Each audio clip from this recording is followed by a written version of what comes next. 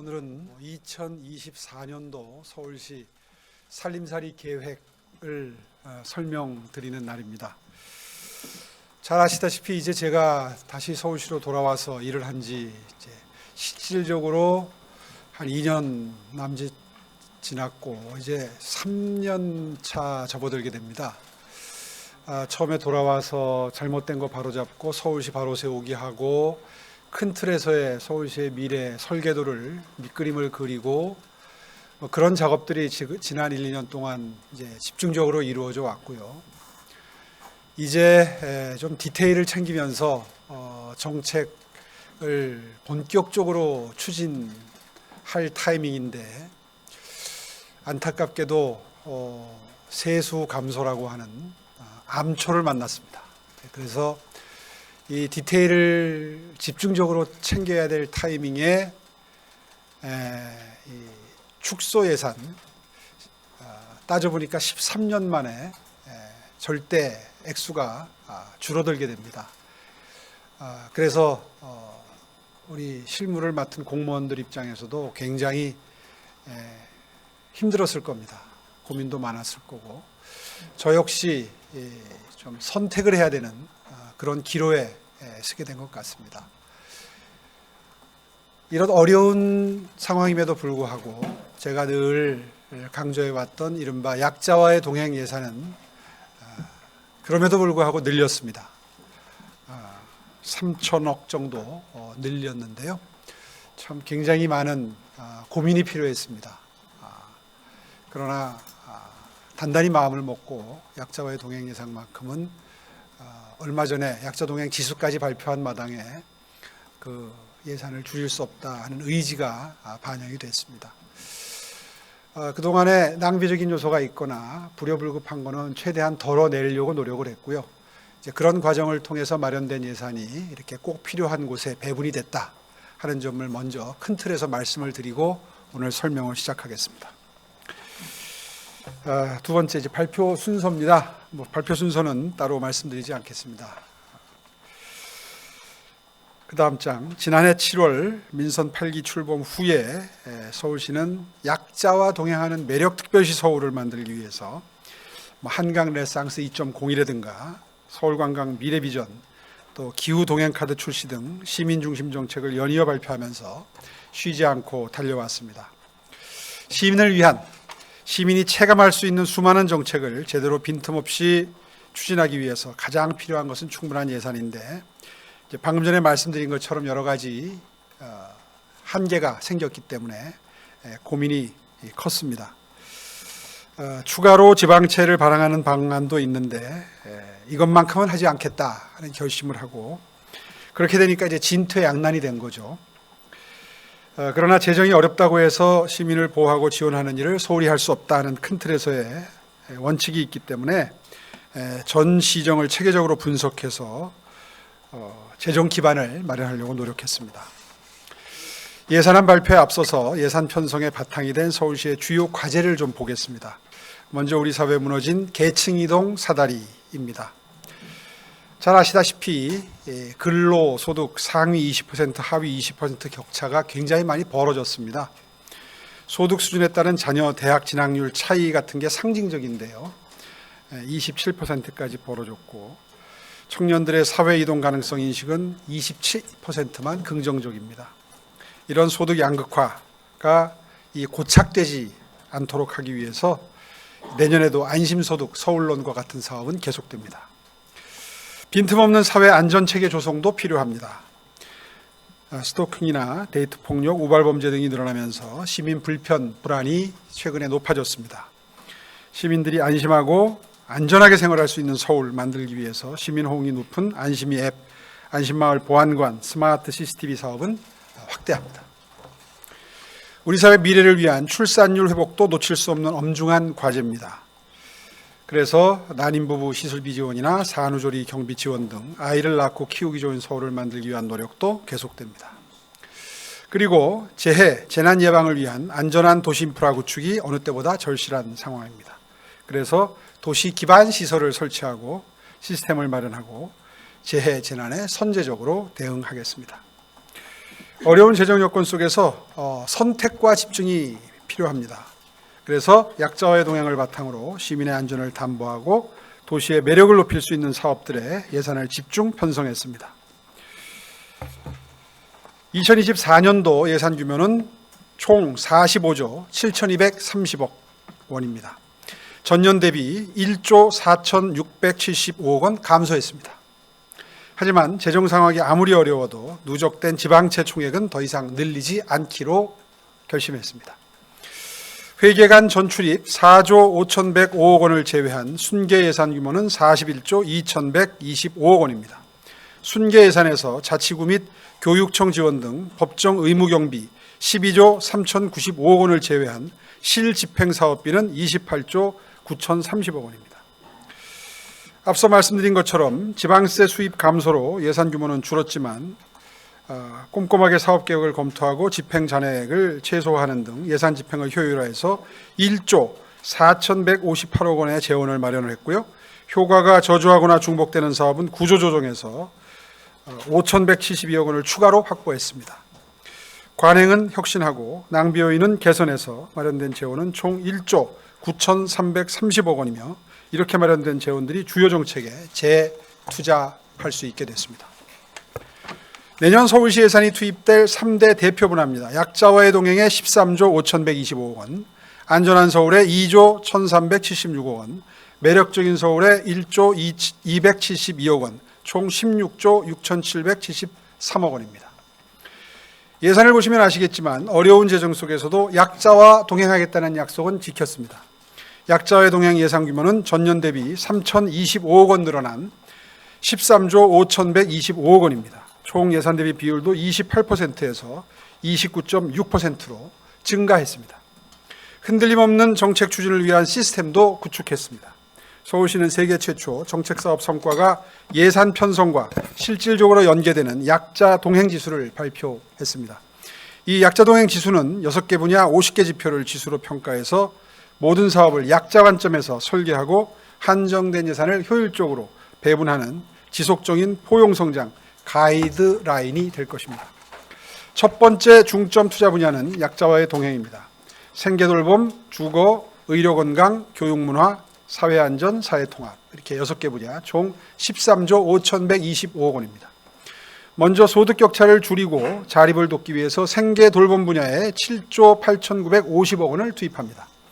3년차를 맞은 안심소득 시범사업은 내년에도 1,600가구에 대한 지원을 지속하면서 가족돌봄, 빈곤, 질병 등 저소득 위기가구 500가구를 신규로 발굴해서 안심소득을 추가로 지원할 예정입니다.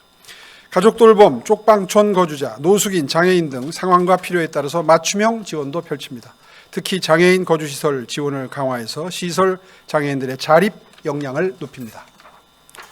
어려운 경제 상황 속에서 위기에 놓인 소상공인에 대한 금융 지원을 늘려서 영업을 지속할 수 있도록 돕고 어쩔 수 없이 폐업하는 소상공인은 손해를 덜 보고 영업을 종료하거나 재기할 수 있도록 체계적으로 지원합니다.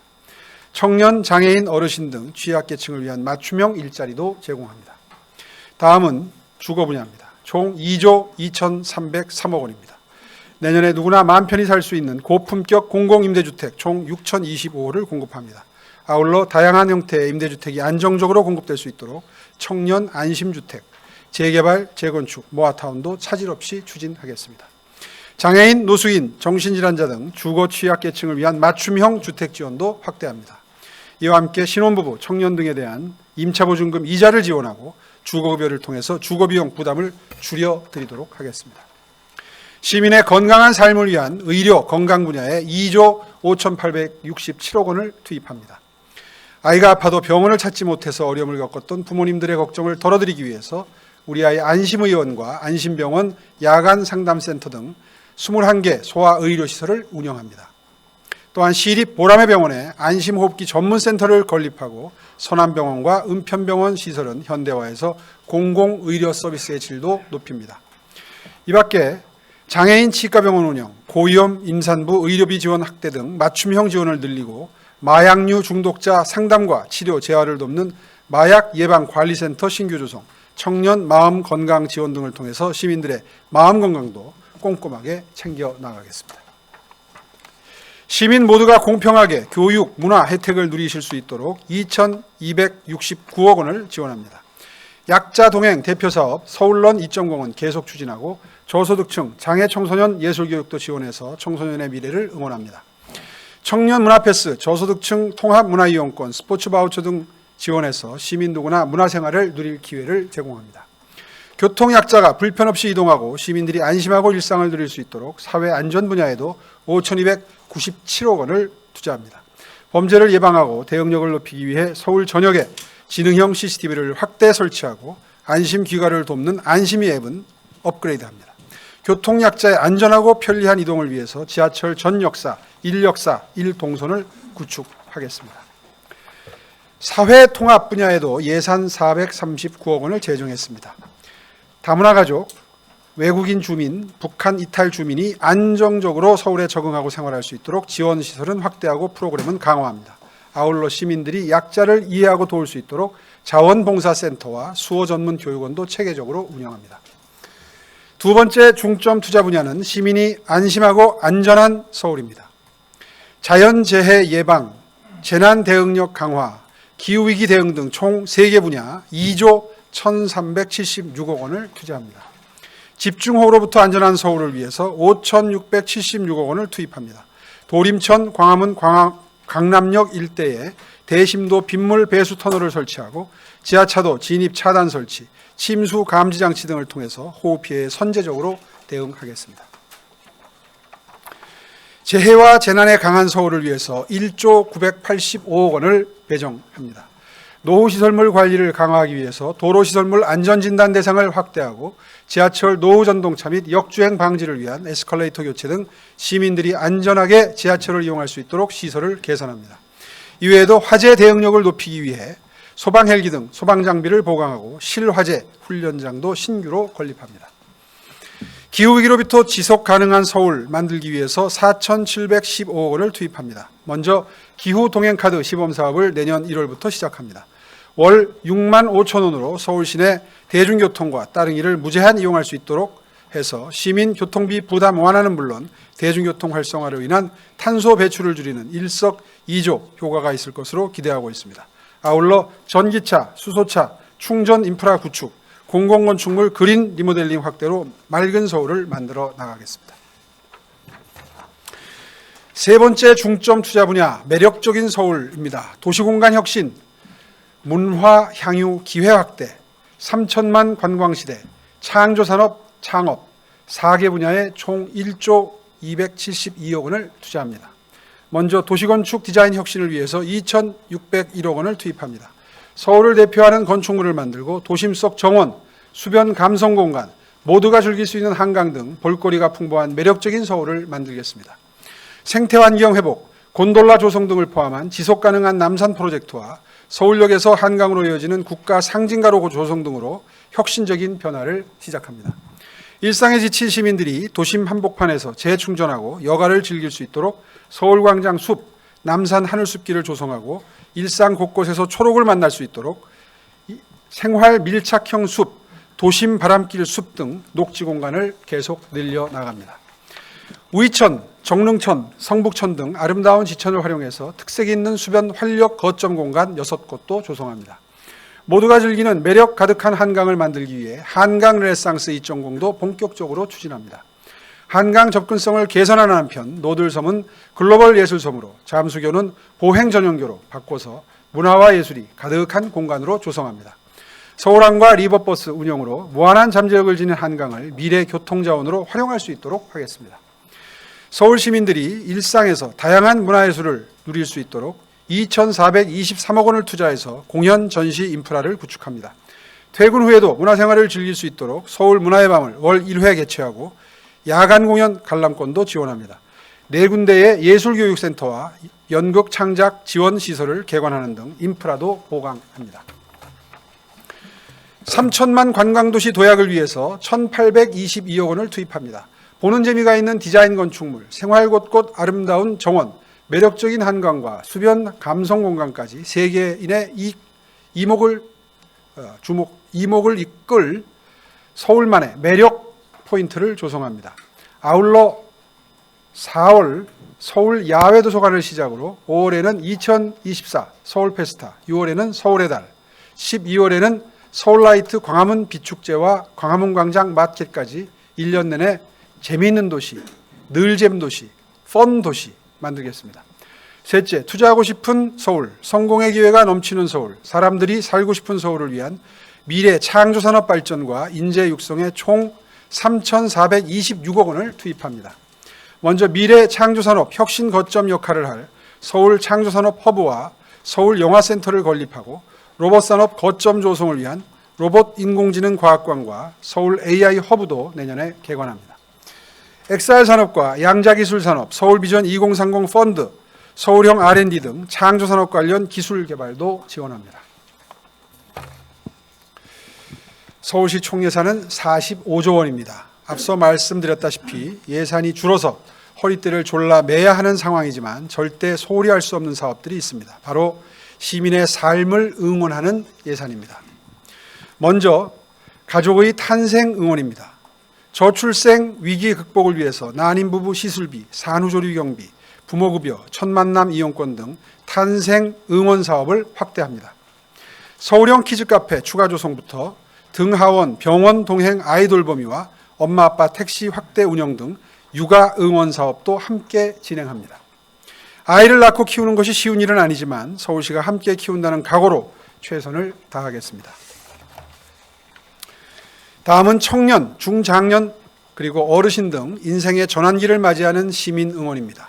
청년들에게는 금융 재무교육과 기업 연계 직무체험 기회를, 중장년에게는 대학교육 지원, 고용 연계 인턴십을 제공해서 제2의 삶을 준비할 수 있도록 돕습니다. 저소득 어르신 동행식당, 요양시설 돌봄 로봇도 도입해서 어르신들의 안정적이고 편안한 생활도 돕습니다.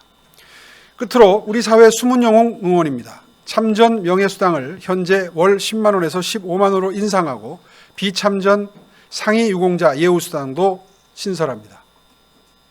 사회복지시설 및 소방공무원 처우 개선 등 보이지 않는 곳에서 힘을 쏟는 영웅들의 헌신에 보답하겠습니다. 지금까지 2024년 예산안을 설명드렸습니다. 어렵습니다. 어려운 재정 여건임에도 불구하고 우리 이웃과 가족이 행복한 서울, 사회적 약자를 두텁게 보호해서 포용 성장을 이끌어가는 동행 매력특별시 서울을 만들기 위해서 내년에도 최선을 다하겠습니다. 감사합니다.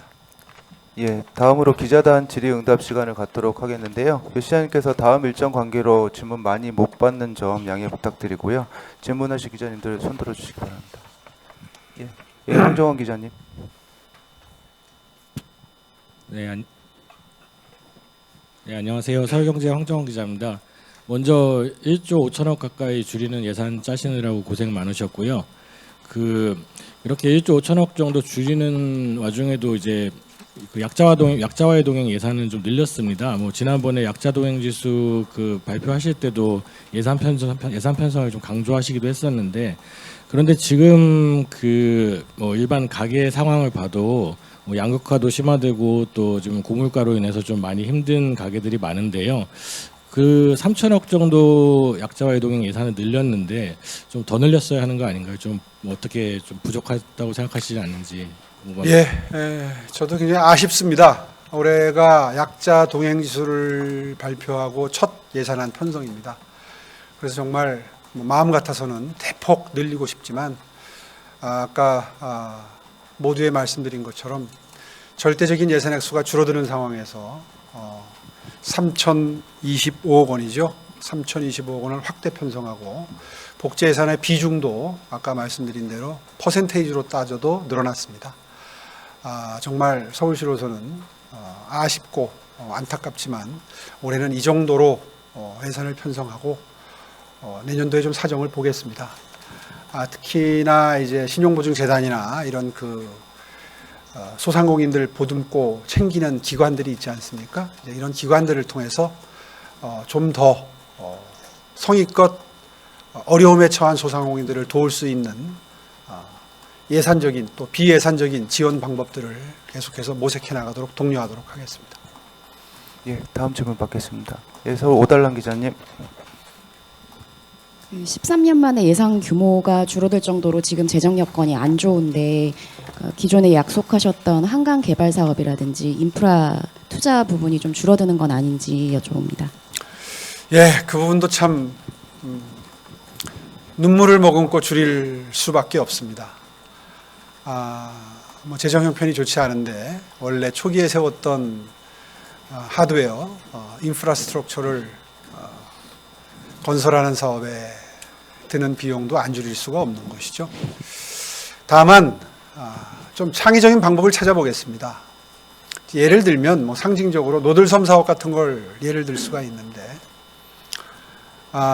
당초에는 한 6천억 정도의 재정을 투입하는 걸로 계획을 세웠던 걸 아마 기억하실 겁니다. 그런데 이번에 한 3천억 정도로 사이즈를 줄여보자 하고 제가 제안을 했습니다. 이렇게 되면 이미 여러분들 다 알고 계시는 뭐 6팀의 그 컨셉 디자인 컴피티션에서 어느 작품이 가장 시민들의 호응이 컸는지는 다 알고 계시지 않습니까?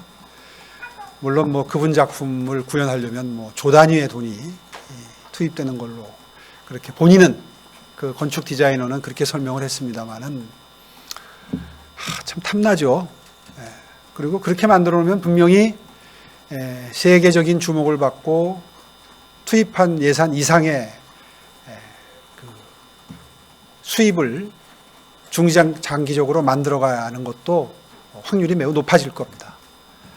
그런데 그 예산을 반으로 줄이면서 얼마나 아쉽겠습니까? 그럼에도 불구하고 결심을 했습니다.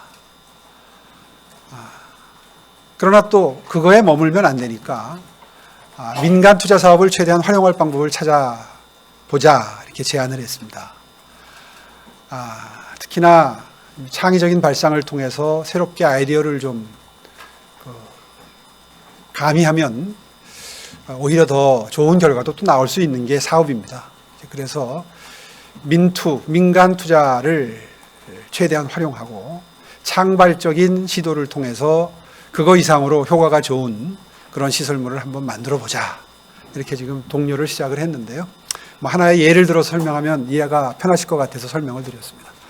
서울시의 시설물 투자도 과감하게 줄일 건 줄이겠습니다. 예, 다음 질문 받게. 예, 연합 김기훈 기자님. 네, 최근에 그 이태원 참사 1주기를 맞아서 서울시 입장문도 내셨고 했는데 이번에 예산 발표 때 언급하신 것처럼 시민의 안전이 보장되는 서울을 위한 노력은 예산에 좀 어떻게 반영이 됐는지 좀 부연 설명 좀 부탁드리겠습니다. 네, 이태원 참사 1주기를 맞아서 안전에 대한 관심이 매우 높습니다. 그래서 각별히 신경을 또 썼습니다. 자, 기억하시겠지만 최근에 발표한 지능형 CCTV 늘린다든가 여러 가지 그 통합 관제 시스템 같은 것을 완비한다든가 또 그 각종 도로 시설물이나 지하철 등 도시 인프라를 강화해서 안전 도시를 만드는 곳에도 예산을 보니까 한 8천 몇백억 투자했던 걸로 기억이 됩니다. 그 다음에 디테일한 것들, 뭐 안심마을 보안관이라든가 자율방범대라든가 이런 데도 또 예산이 꽤 꼼꼼하게 세세하게 이루어졌습니다. 그렇게 해서 상당한 액수가 투자가 됐는데요. 아까 설명드릴 때 제가 2조 원 넘어서 투자했다고 설명을 드렸죠. 안전도 뭐 결코 소홀히 하지 않은 예산이다. 이렇게 말씀드릴 수 있겠습니다. 예, 질문이 많으신데요. 저 일정 관계로 마지막 하나만 받고 저 시장님 이적하시고 기조실장이 추가 답변 드리도록 하겠습니다. 예, 채널의 홍남 기자님. 그 한강 사업 등과 연결지어 봤을 때 그 여당이 최근에 띄운 메가서울에 대한 오 시장님의 생각을 듣고 싶습니다. 이런 맥락에서 그 오는 6일에 김병수 시장을 만나서 뭐 한강 사업이나 뭐 김포 편입에 대해서 무엇을 중점적으로 논의하실지 궁금합니다. 네. 어저께 행사장 앞에까지 오셔서 질문하셨는데 형평의 원칙상 답변 못 드렸던 걸 굉장히 죄송스럽게 생각합니다. 이해해 주십시오. 굉장히 그 중요한 이슈가 제기가 됐습니다. 시간이 흐르고 경제가 발전하면서 또 도시의 기능이 고도화되면서 연담화 현상은 굉장히 자연스럽게 일어나는 도시의 변화입니다. 도시가 생성이 되고 발전하고 확장돼 가면서 주변 도시와 이 경계가 이어지는 현상을 도시 연담화 현상이라고 하죠. 자연스럽게 이루어지는 이 도시 연담화 현상을 이제 행정체계 개편으로 담아내는 작업은 사실은 굉장히 중요한 작업입니다. 뭐 여러 가지 지금 논란의 여지가 있는 시기이기 때문에 뭐 그런 점에서의 여러 가지 우려도 있다는 걸 잘 알고 있습니다. 이제 그럴수록 더욱더 신중하게 접근을 해야 된다고 생각합니다. 그래서 다음 주 월요일로 이미 다 알려져 있는데 김포시장님이 이제 오십니다. 오셔서 김포시장님을 뵙게 되면 일단 직접 들어야 되겠죠. 그래서 김포시가 어떤 의미에서 어떤 목표를 가지고 서울시 편입을 추진하고 계시는지 일단 들어보고 그 뜻을 정확히 파악하고 판단해 보겠습니다. 이제 아울러서 그 시점을 시작으로 해서 과연 김포시의 서울 편입이 서울시의 미래 도시 경쟁력에 어떤 도움이 될 것이냐, 어떤 역기능이 있을 것이냐, 또 서울 시민들의 삶의 질 향상에 어떤 도움이 될 것이냐, 어떤 부작용이 있을 것이냐, 이런 것에 대해서 매우 깊이 있는 연구를 시작해 보겠습니다. 이러한 심도 있는 검토를 거쳐서 그 판단의 근거를 시민 여러분들께 제공을 해야 되겠죠. 그런 작업이 이제 비로소 시작하는 단계에 있다. 이렇게 말씀드리겠습니다. 예, 그럼 시장님께서 먼저 이석하시고 기조실장께서 추가 답변 받겠습니다. 네.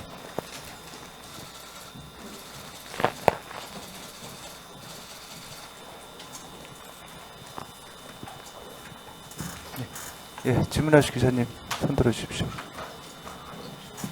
질문 다 하신 것 같은데요. 네, 이서령 차장님.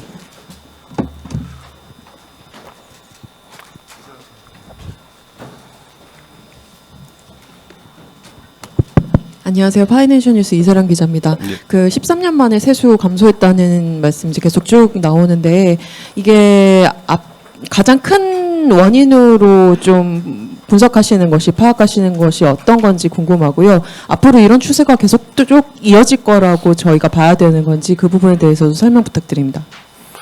13년 만에 세수 감소가 됐다는 부분이 2010년에서 11년 넘어올 때 금융위기 때 서울시 전체 예산 규모가 줄은 적이 한 번 있고요. 원래가 이제 작년보다 이제 줄어드는데 가장 큰 부분은 부동산 하향 안정화에 따른 취득세하고 재산세 부분이 가장 크고요.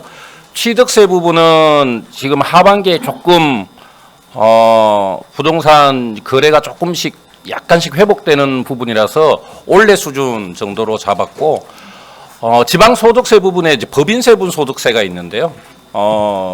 전체적으로 기업의 그 이제 영업이익이라든가 이런 부분이 굉장히 축소되면서 지방소득세에 이제 줄어드는 부분들이 가장 크게 올 내년도 세수가 줄어드는 영향으로 작용을 하고 있습니다. 뭐 정부에서도 금년보다는 내년이 이제 기업들의 영업 실적이라든가 이런 부분이 완만하게 좀 회복될 것으로 전망되고 있기 때문에 사실은 내년도 세수가 가장 좀 어려운 시기가 아닐까 이렇게 생각을 하고 있습니다. 추세는 그러니까 올해 내년이 가장 어렵지 않을까 생각이 되고요. 완만하게 기업들의 실적이라든가 그다음에 부동산 거래 건수 그다음에 이런 부분들이 조금 회복 추세가 되면 완만하게 조금씩 상승할 수 있는 계기가 될 수 있지 않을까 이렇게 기대를 하고 있습니다. 예, 권기용 기자님.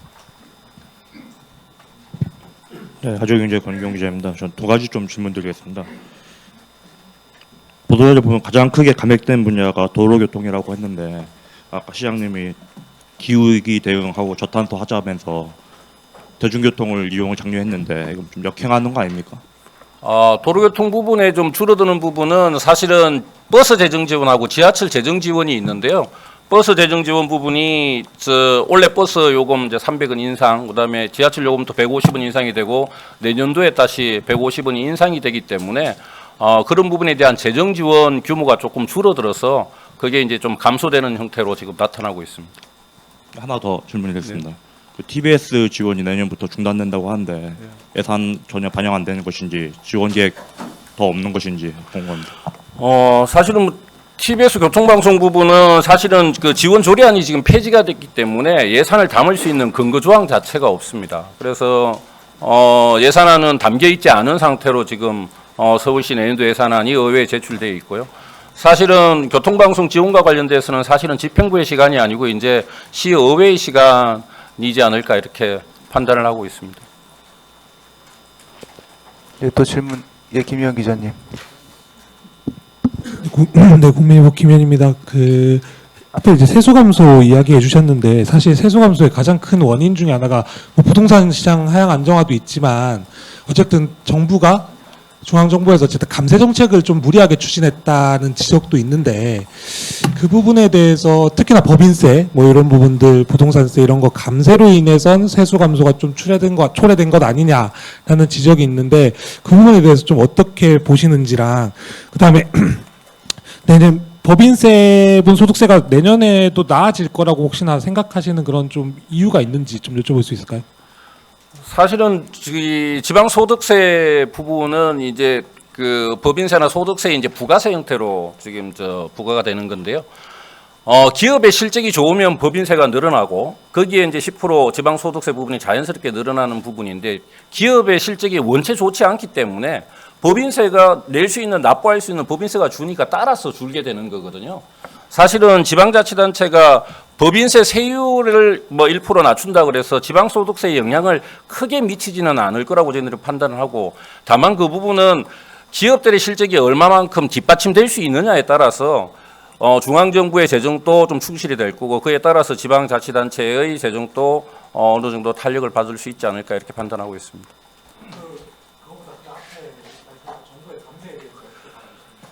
사실은 정부 감세 부분이 이제 법인세율 뭐 1% 줄어드는 부분은 사실은 그 부분은 중앙정부의 국세 부분에 직접적인 영향을 미치는 부분이거든요. 부동산 감세는 어차피 지금 이제 과표가 상당 부분이 이제 금년 23년부터 줄어들어서 사실은 올해 추경에서 우리 재산세 부분을 한 7천억 정도 감했거든요. 그래서 최저 지금 이제 부동산 이제 과표 기준 한 부분은 사실은 금년에 이제 거의 다 웬만큼 반영이 돼 있고 내년까지 반영이 되면 점차적으로 회복될 수 있지 않을까 이렇게 기대를 합니다. 그러니까 어쨌든 줄어든 거는 정부 감세가 영향이 미쳤다는 말씀이죠. 정부 감세가 아니고 부동산의 과표 기준이 이제 줄어들면서 재산세 부분이 조금 이제 줄어드는 부분이죠. 예, 양희동 기자님. 예, 여기 보면은 이제 교통 부분 예산이 많이 줄어들었다고 돼 있는데 이 살림살이 자료집을 봐도 그래서 뭐 동북선이라든가 서부선이라든가 이런 경전철 관련된 예산 계획이 전혀 안 적혀 있는데 이게 예산이 없어서 안 적혀 있는 건지 아니면 여기서만 빠진 건지 좀 궁금합니다.